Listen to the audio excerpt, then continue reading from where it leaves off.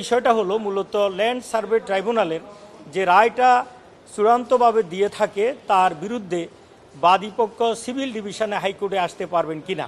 তো আমাদের মাননীয় বিচারপতি জনাব কুদ্দুজ্জামান সাহেবের আদালত চূড়ান্ত শুনানি শেষে আজকে এটা নিষ্পত্তি করেছেন যে তাদেরকে এই রায়ের বিরুদ্ধে সিভিল ডিভিশন হিসাবে মহামান্য হাইকোর্টে আসতে পারবেন না।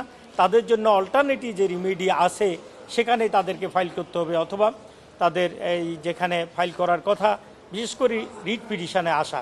দ্বিতীয় বিষয়টা হলো ল্যান্ড সার্ভে ট্রাইব্যুনালগুলো শুধুমাত্র খতিয়ান কারেকশন করার জন্য একটি আদালত হিসেবে ট্রাইব্যুনাল হিসেবে কাজ করবে। তারা কখনো কোনো বাদী বা বিবাদীর মামলার যে মূল মালিকানা আছে, সত্ত্ব আছে, টাইটেল আছে অথবা প্রসেশন আছে, এই সম্পর্কে তারা কোনো ডিসিশান দিতে পারবে না। এগুলো যদি দিতে হয় তাহলে সিভিল কোর্ট আছে এবং সিভিল কোর্টেই মূলত মামলা ফাইল করতে হবে।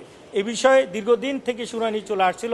মাননীয় অ্যাটর্নি জেনারেল এই মামলায় তার অভিমত ব্যক্ত করেছেন এবং আমরা আদালতে আমাদের বক্তব্য দিয়েছি, বাদী বিবাদী তাদেরও বক্তব্য পেশ করেছে। আজকে চূড়ান্তভাবে মূলত এই মামলাটি খারিজ করে দিয়ে আদালত এই অবজারভেশন দিয়েছেন।